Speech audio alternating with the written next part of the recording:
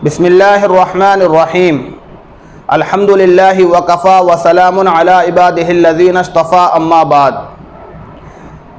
हज़रात नाज़रीन, ज़कात के मसाइल चल रहे हैं।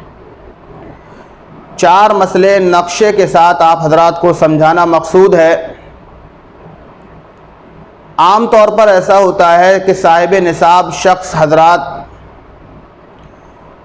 ज़कात निकालने के लिए हिसाब व किताब के अंदर गलती कर देते हैं, सही से हिसाब व किताब नहीं कर पाते और एक तखमीना करके, अंदाज़ा करके एक रकम अपनी मजमूई रकम से निकाल करके ज़कात के तौर पर अदा कर देते हैं। शक उसके अंदर ये रह जाता है कि हो सकता है कि ज़कात मुकम्मल तरीके पर अदा ना हुई हो। अगर ज़कात मुकम्मल तरीके पर अदा नहीं हुई तो ज़ाहिर सी बात है इसका गुनाह साहिब निसाब शख्स पर बरकरार रहता है। इसलिए नक्शे से इस बात को समझ लेना भी ज़रूरी है कि निसाब का 2.5% किस तरीके पर निकाला जाए। आप नक्शे को देखिए, इंशाअल्लाह मसला समझ आएगा आसानी के साथ और आप दूसरों को समझा भी सकेंगे। मसला नंबर 1, फ़र्ज़ कीजिए, मान लीजिए एक शख्स के पास 9.5 तोला सोना मौजूद है। इसके अलावा ना तो चांदी मौजूद है और ना ही कैश मौजूद है और इस सोने की रकम पर, इस सोने की ऊपर साल भी गुज़र चुका है। अब जब ये शख्स ज़कात अदा करे तो सबसे पहले बाज़ार के अंदर 1 तोला सोने की कीमत मालूम करें। फ़र्ज़ कीजिए 1 तोला सोने की कीमत बाज़ार के अंदर 48,500 रुपये है। आप इसको कैलकुलेटर के ऊपर लिखिए और फिर 9.5 तोला जो आपके पास मौजूद है, इस 9.5 को आप 48,500 रुपये में मल्टीपल कर दीजिए, यानी ज़रब दे दीजिए। जब आप 9.5 को 48,500 रुपये में ज़रब देंगे तो आपके सामने 9.5 तोला सोने की कुल रकम निकल कर के आएगी, जो तकरीबन 4,60,750 रुपये बनेगी। फिर आप इस मजमूई रकम को अपने कैलकुलेटर पर लिखिए और उसके बाद इस मजमूई रकम को 2.5% के अंदर डिवाइड कर दीजिए, यानी परसेंट लिखकर 2.5 लिख कर के इक्वल यानी बराबर का बटन दबा दीजिए। तो आपके सामने ज़कात जो आपको अदा करनी है वो निकल करके आ जाएगी, जो तकरीबन बनेगी 11,518 रुपये 75 पैसे। ऐसे ही किसी शख्स के पास सोना बिल्कुल भी नहीं है, 65.5 तोला चांदी मौजूद है और कैश भी बिल्कुल नहीं है और इस 65.5 तोला चांदी के ऊपर साल भी गुजर चुका है। तो अब जब ये शख्स ज़कात अदा करे तो सबसे पहले 1 तोला चांदी की कीमत बाज़ार के अंदर मालूम करे, जो तकरीबन फ़र्ज़ कर लें 440 रुपये होगी। आप इस 440 रुपये को अपने कैलकुलेटर के ऊपर लिखें। उसके बाद 65.5 तोला जो चांदी है, इस 65.5 को आप मल्टीपल कीजिए 440 के अंदर, यानी ज़रब दे दीजिए। जब आप 65.5 को यानी 65.50 को ज़रब देंगे 440 के अंदर तो 65.5 तोला चांदी की कुल रकम निकल कर के आएगी 28,820 रुपये।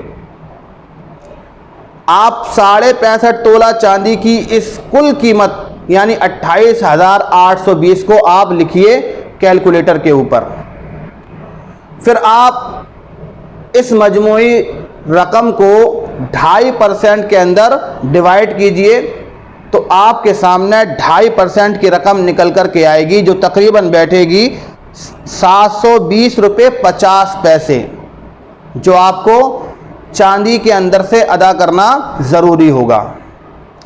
ऐसे ही एक शख्स के पास सोना भी नहीं है, चांदी भी नहीं है, कैश मौजूद है और कैश 35,000 के लगभग मौजूद है और इस पर साल भी गुजर चुका है। तो सबसे पहले ये चीज़ देखनी है कि जो 35,000 रुपये की रकम मौजूद है ये इतनी रकम है या नहीं कि जिससे 52.5 तोला चांदी को ख़रीदा जा सके। आप गौर करेंगे तो 35,000 की रकम इतनी रकम है कि इसमें 52.5 तोला चांदी बआसानी आ सकती है, बल्कि इससे ज़ायद ही आ सकती है। तो जब इतनी रकम मौजूद है जितने में 52.5 तोला चांदी को ख़रीदा जा सकता है, तो अब आप इस 35,000 रकम को 2.5% में डिवाइड कीजिए तो आपके सामने 2.5% की रकम 875 रुपये निकल कर के आएगी, जो आपको इस 35,000 की रकम में से ज़कात के तौर पर देना ज़रूरी होगा। ऐसे ही किसी शख्स के पास सोना भी है, चांदी भी है और कैश भी है, लेकिन तीनों अपने निसाब से कम हैं। फ़र्ज़ कर लीजिए, मान लीजिए सोना 2 तोला है, चांदी 25 तोला है और कैश 15,000 रुपये है। तीनों अपने निसाब से कम हैं, तीनों निसाब को मुकम्मल नहीं करते। अब आप सबसे पहले इन तीनों की मजमूई रकम निकालिए, यानी 2 तोले की रकम निकालिए, 25 तोले चांदी की रकम निकालिए और 15,000 को मिलाइए, तीनों की रकम को ऐड कीजिए, जोड़िए। जब आप जोड़ेंगे तो कुल रकम आपके सामने सोने की निकल कर के आएगी 97,000, यानी 2 तोले की कीमत निकलेगी 97,000 और 25 तोला चांदी की निकलेगी 11,000 और 15,000 को जोड़ देंगे तो कुल तीनों की कीमत मिलाकर के होगी 1,23,000 रुपये। जब 1,23,000 रुपये कीमत हो गई और ये कीमत इतनी है जितने में आप 52.5 तोले चांदी से ज़्यादा चांदी ख़रीद सकते हैं, तो जाहिर सी बात है ज़कात वाजिब होगी। जब ज़कात वाजिब हो गई तो अब आप 1,23,000 रुपये को 2.5% में डिवाइड करेंगे। जब डिवाइड कर देंगे तो आपके सामने 2.5% यानी 3,075 रुपये निकल कर के आ जाएंगे, जो ज़कात के तौर पर आपको अदा करना ज़रूरी होगा। तो ये चंद मसाइल थे जो आपके सामने ज़िक्र किए गए हिसाब लगाने के एतबार से कि किस तरीके पर सोने, चांदी और कैश वगैरह का 2.5% निकाला जाए। उम्मीद है आप हजरात को ये मसला वजाहत के साथ समझ में आ गया होगा। अब भी अगर कोई कमी आप हजरात को मौजूद हो या मेरे समझाने में कमी रह गई हो तो आप कमेंट बॉक्स के अंदर समझा सकते हैं। इंशाअल्लाह उसको दोबारा से समझाने की कोशिश की जाएगी। अल्लाह ताला हमें और आपको सही तरीके पर अमल करने की तौफ़ीक़ अता फ़रमाए। व आखिरु दावाना अनिल हम्दुलिल्लाहि रब्बिल आलमीन। अस्सलामु अलैकुम व रहमतुल्लाहि व बरकातुहू।